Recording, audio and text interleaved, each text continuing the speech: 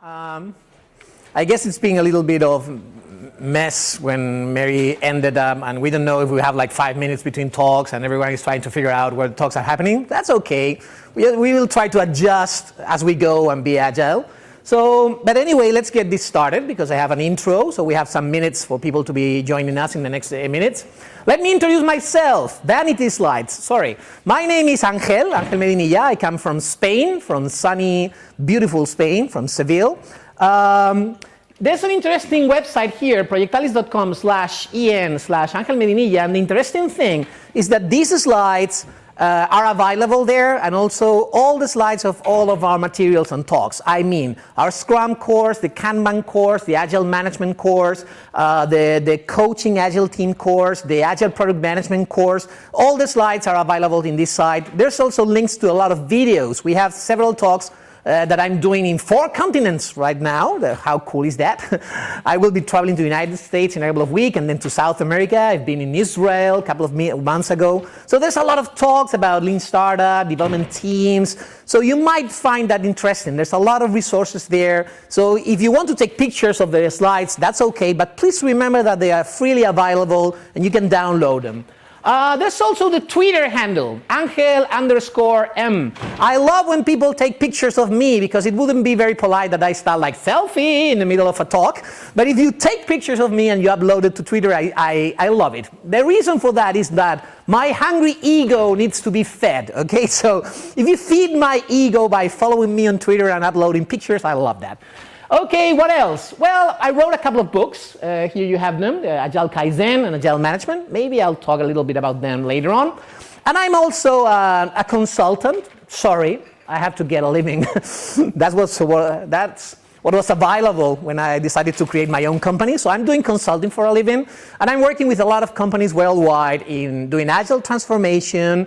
I'm in contact with real teams doing real products in the real world. So everything I'm going to talk about is not only about literature and about what I read and hear about in conferences. It's about what we are doing in several different industries, from video games to military, including banking, consulting, electronics, telecommunications, you name it. We are working with a lot of companies worldwide. I'm also part of the Management 3.0 trainer community, and that's basically it, okay? Those were my vanity slides. Thank you. Oh, look, a kitten. Isn't it cute? The reason I have a kitten in my presentation is that research shows that putting kittens in your presentations gives 25% better feedback. It's guaranteed, okay? So when you give feedback on my talk, please remember the kitten, okay? The kitten was cute. Anyway, I have like 40 minutes and I have like 71 slides. This presentation, this particular presentation, is kind of a monster. I don't know what to do. This morning I was like, okay, I'm going to cut down 20% of my slides. And I ended up with 2 new slides. Okay, so I don't know what to do with it. It tries to cover all the material we are doing with product management and product development teams in companies worldwide. And I try to make like a very, very high-level overview of all the things that you can include in this discipline of Agile Product Management. This means that sometimes when people give feedback on the talk, they are like, oh yeah, you didn't go deep into concepts. Yeah, I know. I had to make a decision between telling you one thing in some detail or giving you a list of 10 or 20 tools that you can maybe research later. And I decided on that. Okay, so it's my conscious decision. There's a trade-off. I decided to give you several ideas on things you might want to try. Okay, some of them you might have heard about. Some of them you may think, oh, this is something new. So that's good. If you've heard about impact mapping or MVPs, and then suddenly I talk to you about something new like metrics or funnel analytics or whatever, you might want to try this new thing. Okay, and that's my goal with this talk. So let's go. Let's start the talk. This talk is about lean startup for Agile Product Management. Gee, Agile Product Management. We are Agile. That's good news. I remember the bad times. I've been in this Agile thing long enough to remember the times where people were like, oh no, we don't believe in this Agile thing. Oh, this Agile thing is a fad. This is like something that is fashionable now. But no, that will never work here. And we had to convince businesses that, oh, Agile was a real thing. And it was not only for small teams doing like open source and things like that. This was real thing that we could use in big companies. Nowadays, we don't have that problem anymore. Everyone is like, we want to be agile. Why? Oh, because of the word itself, agile. Isn't it great? Who doesn't want to be agile? So the problem right now is not to convince your company to be agile. The problem is that everyone is like, yeah, we want to be agile. In fact, we are agile. Look, we have post-its on the wall. So that's a clear sign that we are agile. No? Yeah, we are agile. We have post-its on the wall. Still, when I visit these companies that are claiming that we are already agile because we are doing Scrum, and if we are doing Scrum, that means that we are agile. Guess what? There's a lot of black holes in agility. When I go to these companies that are claiming that they are doing Kanban or Scrum or XP or whatever the flavor, I don't care, there's a lot of things that I find that are like, not clear or not well defined or are not, they are like a little bit smelly.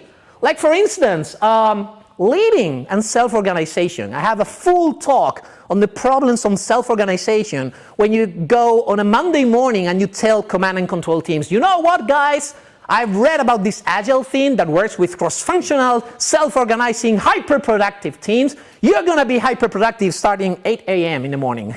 And now you self-organize, and then a lot of bad things happen, like teams working on wrong things and teams deciding to drop agile and go back to waterfall because they are self-organizing to go back to waterfall. How do we solve that? If we give self-organization to teams, how do we make sure that they are working on the right things and they are solving the right problems? That's a problem. There's also this thing where Agile says, well, you have to collaborate with your customer. And then some of my clients are like, do you know my customer? I want to introduce you to my customer, and then you're going to tell me I have to collaborate with that guy. And you're like, yeah, well, I know. How do you collaborate with these guys? Mary Poppendick, I'm going to be quoting the talk. It's been brilliant this morning. And she was saying, okay, you have to figure out what your stakeholder values and how your stakeholder will define success. And then you find a customer saying, okay, what I value is that you deliver the whole scope for the given deadline under the given budget. And that's how I will measure success. And then you're like, that's a lot like waterfall, command and control, project-driven development. Yeah, but that's your customer, and you have to collaborate with them. How about what happens when your customer does not want to be agile? He wants the full scope list on the deadline and under the budget. How does Scrum solve that? Black hole. Then we also have Agile wanting you to change the status quo in your companies. They want you to face your companies and say, we have to change. And changing companies is hard. And Scrum or XP or Kanban do not tell you how to change your company mindset and how to change the culture in your company. And you also have the problem we are going to be talking about. Where's the backlog coming from? You get these Scrum books, they are neat, and they are like, okay, we have this product owner, and they have the backlog. And the backlog is a list of things, user stories, and they are estimated, and they are prioritized. And you're like, yeah, but where's the backlog coming from? And then people had to get like creative. Do you remember the times when we talked about Sprint Zero? Sprint Zero was like, it's not like a proper sprint, but this is where we create the backlog, because Scrum doesn't tell you where the backlog is coming from. It's like magic, black hole. You should have a backlog somewhere. And usually, it's not a problem, because when I go to companies, there's so many things they want to do. They have like these huge amounts of backlog items. So they put them on a list, and here you are, backlog. But what does that say about your product? It's just a bunch of requirements. Backlogs are created in a very 20th century way, in the sense that product managers or product owners, the whole thing they're doing most of the time, according to my experience, it's requirements gathering. They will go to the customers and they will say, what do you want? They are like waiters. Waiters in the bar. What do you want? I want some coffee and I want some fish. And you are like, fish and coffee. Doesn't make a lot of sense, but guess what? It's what the customer wants. I will write that in a user story. I will push it to the team. That's not my problem anymore. I kicked it out of my desk. Now this is the development team's problem. Fish and coffee. That's a requirement. Makes no sense. It's in the backlog. That's a problem. Also, we have this problem where you will take notes and then you will pass these notes to the team. And user stories, they should be stories. Like we sit with the team, we talk to them. Most of the time, according to my experience, when I go to teams, you see these user stories in the wall that read something like J/2347, which is like a Jira code or something. And you're like, oh, beautiful story. We should make a movie about that. J2347 is so inspiring. And then when people write user stories, and then there's some other people will be like reading those stories and trying to figure out what stories are about, then we have another problem, which is how people interpret those stories. Jeff Patton uses these pictures from a website that is called cakerex.com, and it's hilarious. You can check it later. And it's a website about cakes gone wrong. For instance, you have this cake here that reads, "Best wishes, Suzanne. Underneath that, we will miss you." What? You see what happened here? Someone was talking on the phone and said, "I want a cake, and I want the cake to say, 'Best wishes, Suzanne,' and underneath that, we will miss you." And then it's in the user story, it's in the backlog. We will deliver it, kick it out of the building. Now it's not our problem anymore. Guess what? We did it under time and under budget. Success. The product is wrong. Oh, not our problem. We are a Scrum cross-functional development team. We are executing a backlog. It's not our problem. Or for instance, you have this cake here that says, "Congratulations for doing an exemplary job. Thanks," capital letter.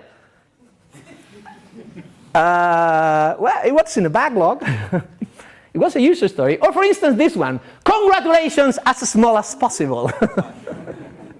I wouldn't like to receive this cake. Or my personal favorite, "Nuts allergy, happy birthday, Peter." Well, nuts allergy was not supposed to be on the text. So this is what happens a lot of the time, where you have someone gathering requirements at the customer and then pushing the requirements to a development team. You know, sometimes I say, if that's product management, I can substitute a product manager with a PC running Linux in the morning. I will set a send mail relay, and I will take all the mails from the customer, and I will send them to the team, just, mangling the headers and saying, "As the product owner, I want you to," what was that? "Nuts allergy." You can do that with a PC running Linux. It's going to save you a lot of money. Kick your product manager out of a building if all they're doing is gathering requirements and pushing those requirements to the team. There's no value in that. That's a relay. So another problem we have when we're building backlogs, something that we have to fix. We have this situation where product manager is scared because nobody's using our product. So they will go to the customer and ask, "What features are we missing?" And then the customer will be like, "Oh, it's Christmas Day. I want this and this and this and this." And then they will build all those missing features into the product, only to find out that still nobody uses our product. And this is product death cycle. This is how products die.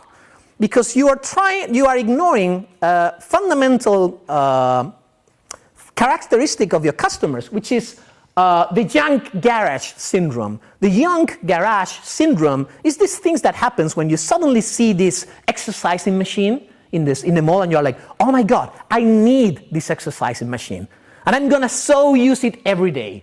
And then you buy that machine, but sooner or later it ends up in your garage and you're not using it. And then you see a pair of skis and you're like, "Oh my God, I always wanted to learn how to ski. I need those pair of skis." So you buy the skis, but then you never find the time to go to the mountains, and then they end up in the garage. And then you buy lots of stuff like golfing clubs and bicycles and stuff and stuff and stuff and stuff. And one day you try to open the garage and the car does not fit in anymore because it's full of junk that you thought that you needed so much, but then you never use it.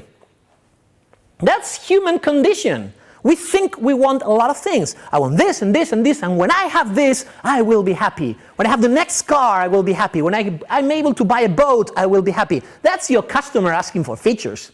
That's what Henry Ford meant when he said, "If I had asked my customers, what do you want?" they would have answered, "Faster horses."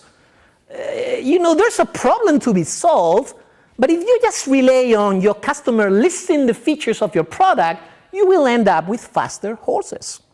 And how does Scrum solve that? There's supposed to be some learning loop with the demos. We will show something to the customer and say, "Yeah, but you know what?" But then the customer will ask for more features, and we put more features into a product, a demo, more features into a product, demo. It doesn't seem to be solving this problem for a lot of my own customers, according to my experience. What I see, my personal experience, I might have a bias here, but what I see in companies worldwide is that you have products that are monsters. It's like you are featuring a horror movie with a feature monster, okay? And the feature monster is your product. And in your product, there might be these 10%, 20% of the features that are the real magic, the real reason that people are using your product. They are using all those features all the time. And then there's like 80% of junk, including 20% of the features that customers hate. And they're still on the product because maybe there's that one psychopath that says that he needs those features. So you create a feature for a psychopath and then you make 99% of your customers angry because they hate that feature. Yeah, but the customer is asking for that. Again, this is a problem of, yes, doing whatever your customer asks for. So sometimes Agile, for many customers, ends up being, hey, let's do double the crap, double fast, okay? We are doing bad products. We are creating a lot of features people don't like. Solution, more features. We need to be faster. We need to increase productivity. Increase productivity. Guess what? This is wrong. And I don't think that Agile was about double the crap and double fast, more productivity. In fact, and I'm going to be controversial here, when I see teams doing Kanban, not all the teams, but there's a lot of teams that focus on Kanban flow and lead time and productivity and being very, very, very fast, executing a list of tickets or Kanban signs or user stories, I don't care. And they don't care that much if that list makes any sense or will produce any market success or will create the best possible product. The focus on a lot of Kanban teams is productivity, make it fast. Because you know what? In Kanban there's no retrospective, there's no demo. So we shouldn't do it because it's not described in Kanban. I don't think everything is about flow and productivity. Productivity is nice, flow is nice, reducing lead time is nice, but all these ideas come from Lean, from Toyota. And Toyota was not about productivity and cutting down lead time. Toyota started saying, we have to maximize customer value delivery. And in order to do that, let's figure out what do we need. And guess what? They found customers that say, hey, for us, it will be very, very important that you deliver fast. And say, okay, let's be faster. But sometimes fast is not the most important thing. Sometimes it is. And productivity sometimes is not the most important thing. I will show that later. So again, where's the backlog coming from? The idea behind Scrum, for instance, is that you have this person which is the product owner. And the product owner is such like a visionary. He will have the vision of the product in his mind. And the product backlog will be emerging from the visionary mind. And we trust, or we have some faith, that we will find these people in the market that are able to envision successful products. How do you do that? Is this like a mutant superpower or something? How do you evaluate people to know that they are able to envision future success markets? And I don't see that many visionaries in the market. So is this like a proven strategy for product success? I think it's a weak strategy for product success. Most of the time, according to my experience, what I see when I go to work with customers is we have these product owners, product managers that have vision for products, and they are like, hey, I have this great idea. Like for instance here, oh, I've thought about this great product. And this great product is, let's use segways for military forces. And you're like, that's plain stupid. But it's not your work to criticize the product owner's vision. You are the Scrum development team. So hey, you get this backlog that describes a Segway for military product, and you execute that super agile, super fast. Maybe the team designing this product, I'm not designing, but delivering this product was the most agile team ever, you know. Maybe they were doing Scrum and Kanban and XP, and they have like continuous delivery, automated testing, continuous integration, everything in place. Still, the product is stupid and has no market success. And they will say, not our fault, it's not my fault, go talk to the visionary, he was wrong. But we were talking about scaling agility this morning, and Mary Poppendale was saying, we don't try to say, no, it's his fault, it's his fault. Who is responsible for customer value delivery? If we are like, oh, that's the product owner's role, that's the product manager's responsibility, then we are not as agile as we were supposed to be. For instance, another idea, the amazing watermelon transporter, patent pending. Maybe you have this vision for this product. Nobody's doing it. Yeah, maybe for a reason. And then you have a team that will execute this product. Maybe it's the most agile team ever. Scrum, XP, Kanban, whatever. Still, the product is a failure. Or for instance, we have this amazing American product, of course, this is for the United States, the amazing steering wheel tray, okay, so you can eat and use your computer and everything on the car, okay, yeah, fantastic. Or very, very, very bad products like Clippy. Do you remember Clippy, the office assistant? Seems that you are writing a letter. Shut the fuck up. See, we hated this thing. We hated it with a passion. But someone in Microsoft was like, no, you don't understand. This is a clever idea. It took us nearly a decade to switch the whole thing off and get it out of the office suite. Because there was some product manager saying, no, you're wrong, you don't understand. I'm a visionary. You don't want visionaries in your companies. You want validated learning. You want communications with the market. You want to learn about what the market actually needs and wants and appreciates. You want to learn about these 20% of the features that are magic. And this is what we need to incorporate to the usual Agile way of working or doing things. So some couple of years ago, I started writing this book, Agile Kaizen, and it's about continuous improvement in Agile companies. I saw that companies doing Agile were being stuck in retrospectives, and they were doing something that I call the Groundhog Day retrospective. You remember this movie by Bill Murray, Groundhog Day, where he was living the same day over and over and over? Well, Groundhog Day retrospective is when you have the same retrospective over and over and over, with the same problems and the same impediments and the same complaints, and nothing seems to get fixed. So I was really bothered by this problem, and I wrote a book about how to improve your people, how to improve your teams, how to improve your process, how to improve your culture, and yes, how to improve your product. Because it doesn't matter how much you increase your process, if your process is very, very efficient on building the wrong thing, then still your company is not successful. You have to be able to build the right thing. And that comes in the field of improving your products. And this is something that we incorporated into a lot of Agile companies. So for product improvement, what I found is a body of knowledge in Lean Startup. In Lean Startup, there was a lot of people that were incorporating a lot of wisdom and a lot of knowledge on how to iterate products, not just delivery, not just trying to approximate to the definition of the product and the requirements and the user story and the product backlog. It was more about where's the backlog coming from? How do we decide what product to build? And I said, this is cute, this is nice. This morning, Mary Poppendieck was quoting two books, Start with the Why and The Lean Startup by Eric Ries. And she was talking about focusing, and she was talking about building the right thing, okay? So this is exactly the same body of knowledge that I used for my product Kaizen approach. Basically, in startup, I will spare you the book at all. Lean Startup is about making sure that there's a market for your product before you actually build your product. You don't want to spend $100 million building a product, launch that product into the market, create a crater, a hole in the ground of $100 million and say, oops, nobody wanted that, let's try it again. You don't want to do that, okay, because that's going to be like tough, it's going to hurt. Instead of that, you want to make sure that when you are investing dollars into a product, that's a product you have some evidence that the market will want. How you do that? Well, there's 10 things that I can incorporate to your Agile product management process and strategy in order to, maybe not to be absolutely sure, but be more successful when launching products into the market. Have some more evidence that the products you are working at are the right products.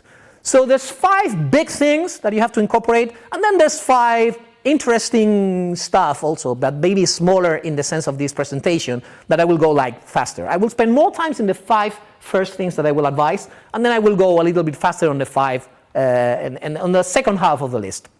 So let's go. 10 things to improve your product management strategy. Number 1, start with a vision. Most of the time, I see teams that are delivering features and they actually don't care about what problem are we solving. You are like, I need a form, and I need these fields, and I need these buttons, and I need this to go to the database, and they're like, okay, I'll build it. Very seldom I find teams that ask why you need that. Oh, because the customer asked for it. And you're like, yeah, but why does the customer ask for it? Oh, I don't know, he's bored, maybe he hasn't got nothing to do this morning, so he asked for this form. No, there's a reason for it.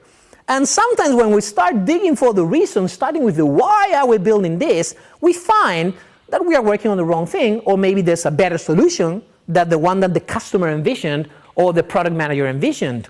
This morning, again, Mary Poppendick was saying solution is something that technology has to care about, but people in business and people that are caring about user experience and about product should be caring about our user and the problem we are trying to solve.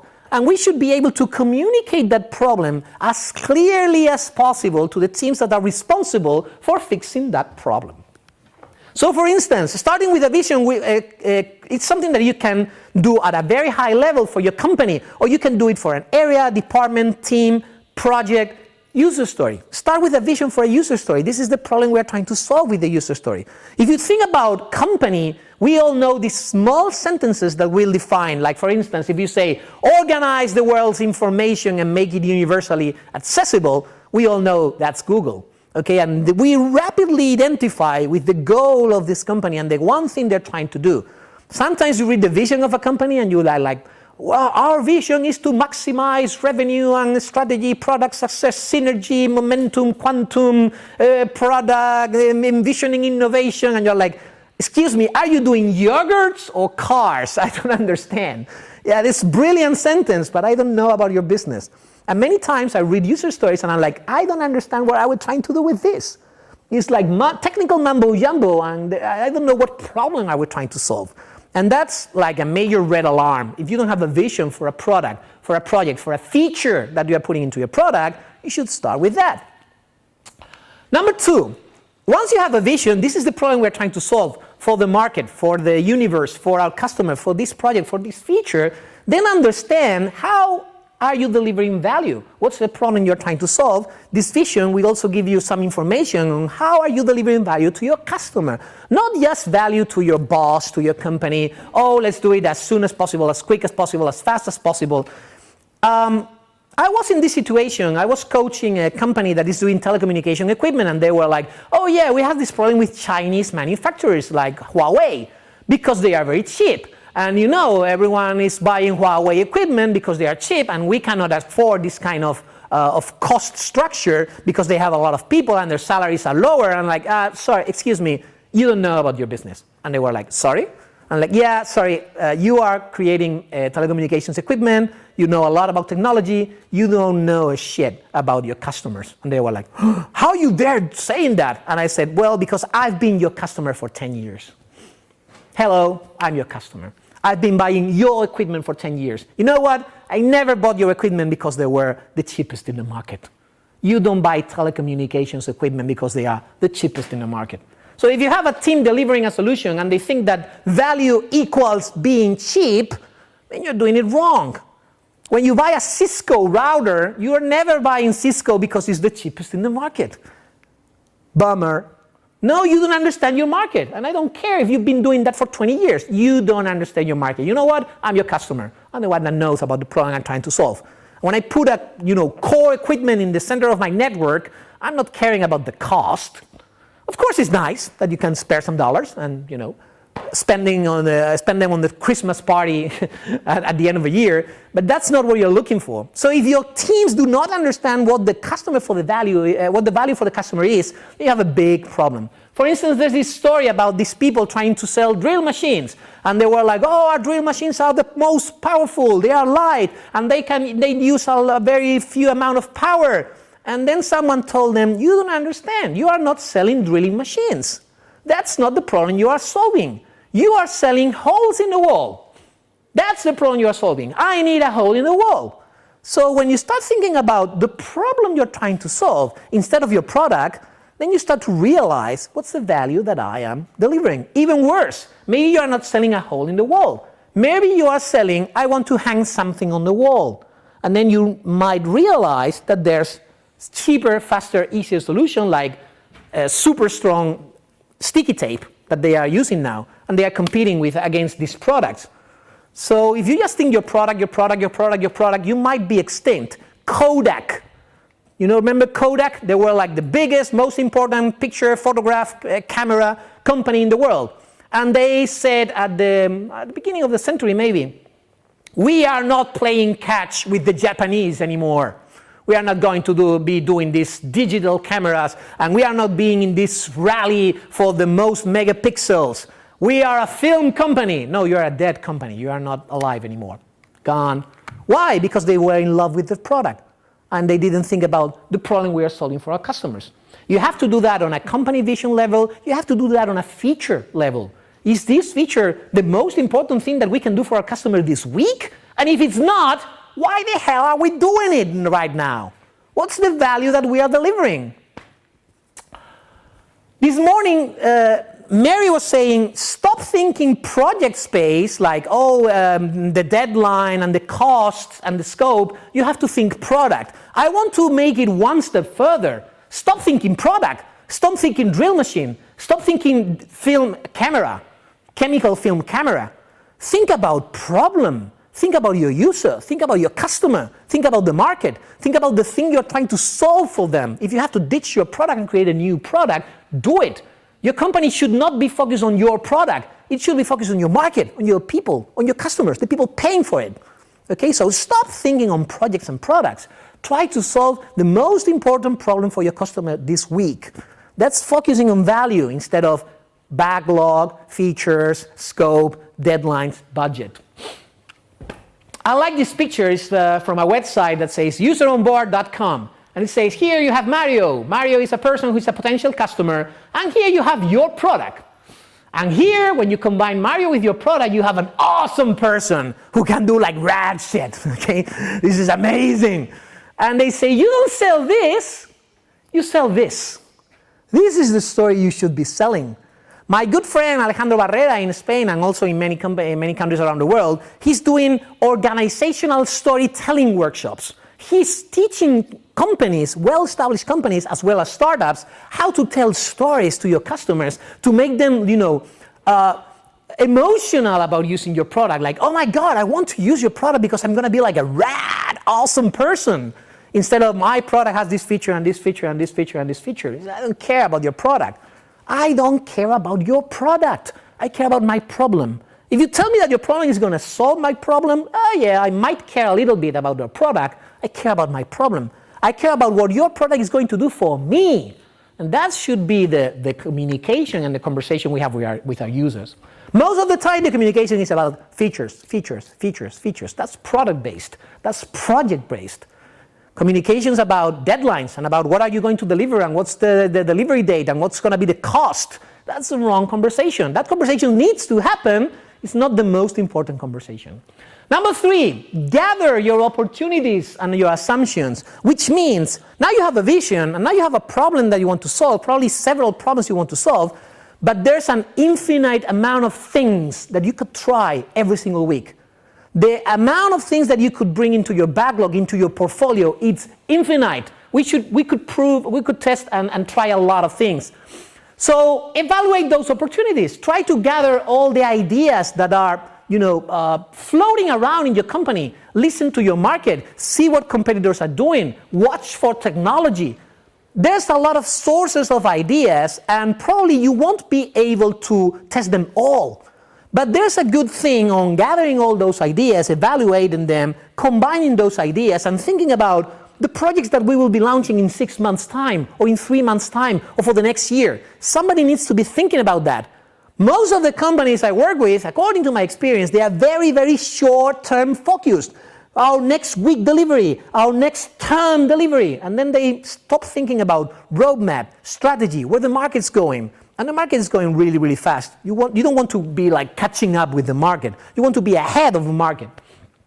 So you have to evaluate your opportunities and then focus and try to think about which of those opportunities are the one that will deliver most value to your customers. This is a process that needs to be established in your companies, and it needs to be happening frequently.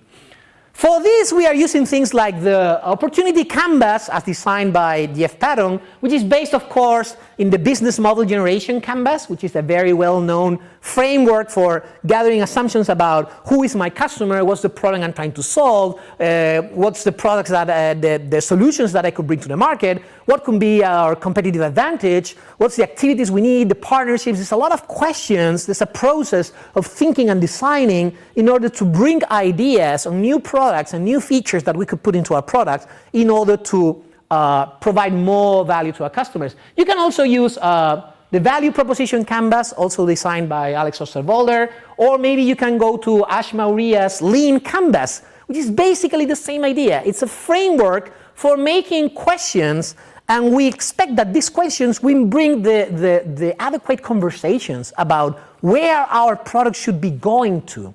What should we put into the backlog next? Which is trying to answer this question, where's the product backlog coming from? Or where the product backlog should be coming from.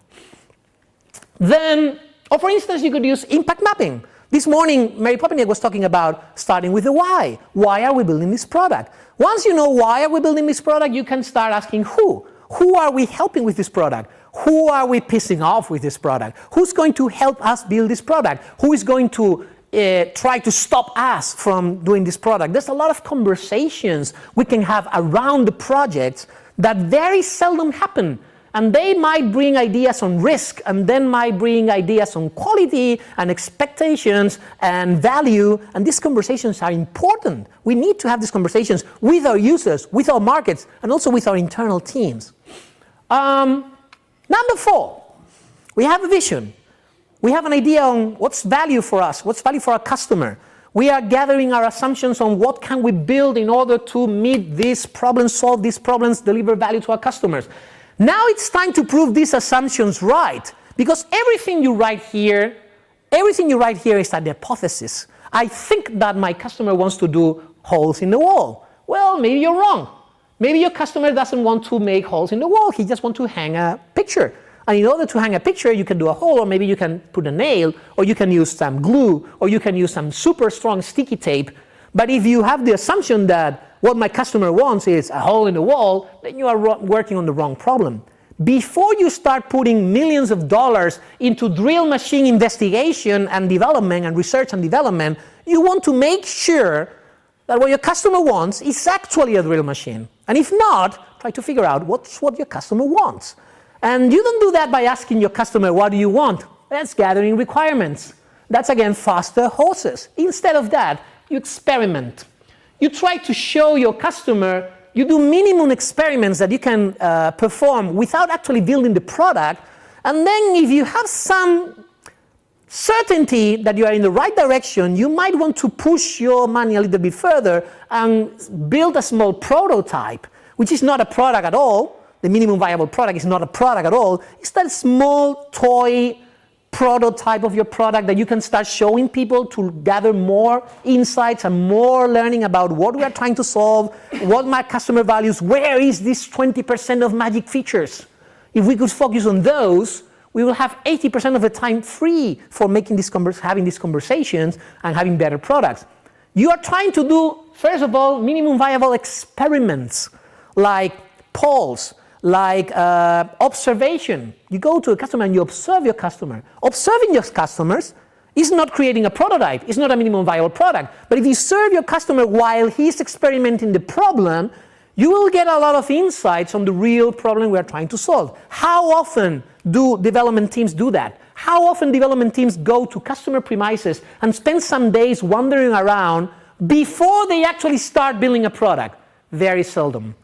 And Mary Poppendick this morning said, when we have engineers and product managers and we get them to interact with customers, magic happens. There's always good things happening when we have the technical people that are able to produce solutions, and we have the people that have a problem, and we let them, hang out together for some time. So these experiments like observing and polling and trying to do like design thinking, brainstorming, trying to do low fidelity prototype, like drawing your product and showing your product in paper. Like this will be the screen, and then here you will have a button, and then you will have to have conversations with your customer about the problem you're trying to solve. This is prior to building the product. This is even before you start writing the backlog. We are not thinking about the product. We are trying to understand the problem we are trying to solve. We are trying to understand the person that is suffering this problem. So this is what I mean when we say test your assumptions, do minimum viable experiments, then try to move to minimum viable products, which is like prototyping, and then try to reach as soon as possible a minimum marketable feature set, something that you can put into the market, but it's minimum. Most of the time, according to my experience, every single time I say that is because I'm thinking about real cases. My clients are like, oh, no, we are not ready to launch. It's not ready. It doesn't have enough quality. Yeah, we've done some testing in 4 clients and they love it and they're raving it and they want the product now. But guess what? I don't think it's ready. They are like, oh no, my poor little baby child. I don't want to throw him into the world. He's like a teenager still. Oh, he's so... No, you have to kick that product out of the building as soon as possible. Because when the product is on the market is when we are going to get real insights on market success. If you can do that fast and cheap, it's better than incubate your product for years and then launch your product to the market only to find out that the market has moved on and now they are doing something else. The founders of LinkedIn, they say, if you are not embarrassed by the first version of your product, you are waiting too much. Okay, so the first version of your product, you show it to a customer and you should be like apologizing. It's not ready yet, it's a beta, okay? That's a good sign, okay? That means that we are moving fast, that's good. So my advice is usually to follow this rule, which is TTFU, which stands for talk to your findable, friendly, frequently found users, okay? Friendly users. Talk to your users. Talk to them, not just ask for requirements, try to know them, try to understand their environment. I will advise you to see this tool that is called the Validation Board by the Lean Startup Machine. And it's a neat tool to gather your assumptions, design experiments, and then force people to get out of the building and talk to real users in order to validate their assumptions before we actually build something. In order to build a user story, this user story must have been validated with a customer. Someone must have said, yes, I will pay for that, yes, I will use that, yes, that's exactly the thing that solves my problem. So there's a full body of knowledge on how to do that effectively. You can see this kind of information and this kind of videos and tutorials. But the most important thing is try to realize that you don't know everything, you are not a visionary, try to understand more about your customers. So right now we have a process where we are gathering a lot of assumptions, idea, what I call business epics, which is like, hey, we could launch a mobile application. Hey, we could do something to integrate with enterprise resource planning systems. Hey, we could do some analytics. We have ideas of things we could do. And we need to evaluate these ideas and test these ideas to find the ones that are correct. It's like saying, hey, we did some experiments, we talked to some customers, we showed them some prototypes, and they're raving about it. They are like, oh my God, this is magic. So now we know this is interesting. On the other hand, we have this crazy idea, we tested a little bit, still we don't have good feedback. So maybe we need to, iterate it a little bit before we put it into the backlog. Now we are validating user stories. Now we are validating epics. Now it's a matter of prioritizing them and seeing which are the ones that we deliver most value over the time. That's where we can bring a backlog and then start iterating here and doing like demos and having like sprints and retrospectives. And during these sprints and this retrospective, we can start measuring all the things that we deliver to the market and we're putting in production. We can start getting metrics on usage, on revenue, on customer satisfaction. And all these metrics, we can incorporate them higher in the process to validate the assumptions of what the customer problem is and how can we solve the customer problem. That's why I talk about a double loop of learning. We have a smaller loop here where we try to figure out if we are building the correct thing that the backlog says, but then there's a higher loop where we try to figure out if the whole backlog is a good idea or not, if we are working on the right products, on the right market, for the right customers or not. And this is the one we need to improve. This Scrum, Kanban, XP does it really, really nice, but this feedback is not happening that much. What we are doing in companies is every 6 months we have like strategy meetings where we define what products are we going to launch into the market, what opportunities are we going to seize. And then every 3 months we have portfolio meetings, which is trying to schedule projects and give staff and budget to specific projects that matches the strategic goals. Every month we have like tactical meetings and we can make changes in the portfolio. And of course every 2 weeks we will have like sprints. And what we're doing is like, again, here we have portfolio management, here we have release planning, and we have product reviews, and here we have sprints. What we are making sure is that at the end of every sprint, we are incorporating feedback. So every month when we have a meeting about tactics, we have the feedback of the last 2 sprints. So we can say, oh my God, we are doing it wrong. Or we can say, we are in the right direction. Or this thing is working, but this thing is not very promising. Maybe we should make some changes for the next 2 sprints. And the conclusions of these tactical meetings, we are elevating them to the portfolio management team. So we make sure that we are working on the right projects. So we have the right to cancel any projects every 3 months or even every month if we find that there's something terrible happening. Or if there's a new opportunity that we have to incorporate in the portfolio. We don't have to wait 6 months for a portfolio meeting. We can do that every month or every 2 weeks even if it's important enough. But the important thing is that feedback is, strategy is flowing downwards, feedback is flowing upwards. And when you have strategy meetings, these big meetings that we have every 6 months with all the CEOs and CXOs and all the stakeholders, then we have a lot of information about what we thought 6 months ago and what we know now, and then we decide about what we want to do in the next 6 months. We have a lot of feedback. This is the most important thing, that we are incorporated for Lean Startup to Agile Product Management. I have like 5 minutes, I think, or maybe 2 minutes, I don't know, for the 5 other things that I told you that I would advise you, but a little bit faster. One of them is go truly iterative incremental. Truly iterative incremental means that every feature that you are releasing every week, every 2 days, every 3 days, when you are finishing a user story, that user story should be end-to-end, like front end, thing in the middle, back end, everything is working. I see people that are doing sprints, and they call themselves agile companies and agile teams, and they say, sprint 1, we do the layer 1, sprint 2, layer 2, sprint 3, layer 3, sprint 4, layer 4, oh my God, we have no more time, release the product. No, sorry, we cannot, because we don't have layer 5 or layer 6, so there's no product at all. That's not agile. Agile should be, sprint 1, we release 3 or 4 features, sprint 2, we release another bunch of features, sprint 4, 3, 4, and then suddenly you're like, we're out of time, and you're like, oh my God, we only have 25 features, we wanted to have 50, but these 25 features, they're working, and they make a product, and it's a cohesive product, it makes sense, and with any luck, these 25 features are the most important features that solve the most things for our customers. That's truly iterative incremental. And you have to be very, very careful that you don't fall in the trap of working 8 months and then say release and say, oh no, it's not ready.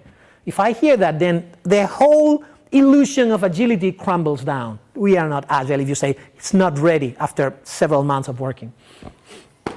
So you have to become very, very good at getting huge solutions, huge products, huge ideas, and slicing them in small things that you can do very, very, very frequently, and you can get feedback from them very frequently. For me, user story is something that a team should be able to produce in 1 or 2 days, maybe 3. If it's bigger than 3 days, that's not a user story. That's maybe an epic. You should slice it smaller. And then there's always someone who says, oh, but you don't understand. There's things that we cannot slice. It's not possible. It's not possible in this context means we still don't know how to do it. It's always possible to slice the stories into smaller things. So that would be my 5th advice. 6, inception meetings. Maybe you cannot have your team working on the whole process that I drew, like generating opportunities and doing minimum viable experiments and talking to the market and deciding on a strategical level what's the most important thing we're doing next. But once you say, okay, now we work on this, you should start by getting all that information you've gathered through weeks or maybe months to your team. Tell your team about how this idea started, where did it come from, what customers did you talk to, how did you validate these assumptions, what's the validated learning we have, what's the success we are expecting, what's the value we're delivering. There's a lot of information that has been going on a strategical and portfolio and maybe operational and tactical level. Now that's time for the team to build that. Spend some time transferring that knowledge. And you don't do that with a document. You do that with conversations. If possible, you bring your customers on site and you spend a couple of days doing inception meetings. There's a book that is called The Agile Samurai, and in The Agile Samurai they describe something that is called the Inception Deck. The Inception Deck is a list of exercises that you can use in order to transfer product knowledge and problem knowledge to your development team. But there's plenty of other things that can bring on to these meetings. Just do it. Just start every significant part of your project by spending some time transferring domain and context knowledge to your development teams. Number 7, no Scrum Norris, okay? Which means don't go solo on product management. Mary Poppendick was mentioning that this morning. She basically spoiled half my talk. She was saying having product owner is one of the worst things that Scrum brought to the Agile community, because it is the idea that you have one person, which is the visionary, the owner of the product. I am Scrum Norris. I will take care of the product on my own. Scrum Norris is a Scrum Master and product owner simultaneously. How cool is that? And Scrum Norris is pairs alone. Or Scrum Norris sits on the stand-up meeting. Or Scrum Norris did not move story cards. He moved the task board instead. Or Scrum Norris burns down with napalm. Okay? There's a list on the internet about Scrum Norris. You can find it later. It's not mine, okay? But it's hilarious. So what I'm trying to say with no Scrum Norris is form a team of people that will take care of transferring strategy on a CXO level, that will care that project portfolio management is being taken care adequately, and is able to gather all that information and transfer that to the teams frequently and effectively. Usually, Mary Poppendick mentioned that this morning, valuable, feasible, usable, okay? So usable, you want someone that knows about the user. Valuable, you want someone that knows about the product, about the market. And feasible, you want someone technical that knows about what technology can do. These three people, this triad, is a pattern that we are observing in very, very successful companies. Some people call this pattern the three amigos, okay? I don't know why. But it's like three people with different backgrounds gathering together frequently and talking about how to steer the product and make it more successful. And this is not only about executing the backlog, which is the smaller cycle, the smaller loop. It's also about the bigger loop of incorporating knowledge to the from the customer and the problem and the domain to the company and the development team. So you need perspective from finance, sales, user experience, marketing, development, design. There's a lot of people that should be focusing on how can we deliver value to the customer. Number 8, know your funnel. Understand how you sell to the market. Understand how your market knows about your product. Sometimes you have a very good product that is designed in a very agile way, but you cannot reach the market. Nobody knows about your product. And then you have a marketing problem. So try to incorporate marketing in all this dialogue on how to have more marketable products. It's also a dimension of better products. And number 9, I will go a little bit faster, build metrics and incorporate those metrics into your assumptions. This is something that I never find good metrics at Agile teams. Like for instance, instead of saying, as a user, I want a better registration process so I can complete it without quitting, which is like as a blah blah, I want blah blah blah, so I can blah blah blah blah blah, the very well-known pattern or whatever you call that, hanger for user stories.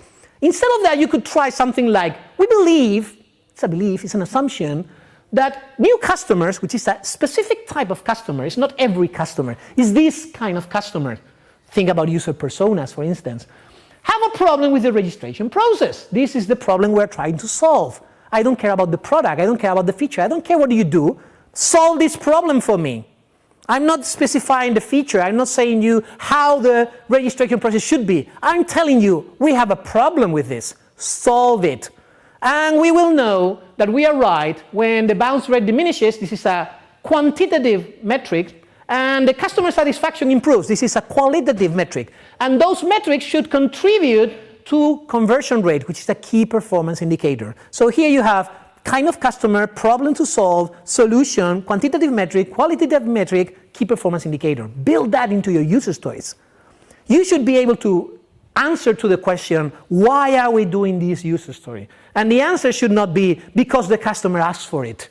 That's a very poor product management process. Number 10, keep it simple. Keep it simple, stupid. It's this KISS thing. Keep it simple means that, remember these slides, you want to have this small product with very, very few features that are magic and solve a problem for your customer. Don't keep putting features into your product because you are supposed to, because you get paid for it. You have people that are paid to develop features. Guess what? They will develop features, and they will have features and features and features and features and features, and then you will end up with a feature monster. Instead of that, trim your backlog. Be sure that you are cutting down all the things that do not make it. You are not able to do everything. You will never have resources to do everything. And you will never make everyone happy. And if you cannot say no to someone, then your yes means nothing. So you have to be ready to say no to a lot of people, yes to a few. That's the real meaning of focusing on your product, okay?